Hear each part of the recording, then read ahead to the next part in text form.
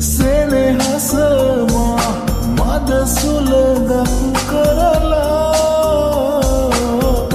කෙරුවා එන ලෙස ඔබ සොයලා සුසුමක් වී ඒ සුළඟේ තිලා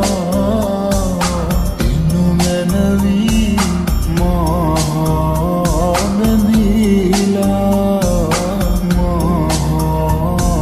බැඳීලා ඔයා නිසා හඬලා මගේ ඇසුත් මිදුණා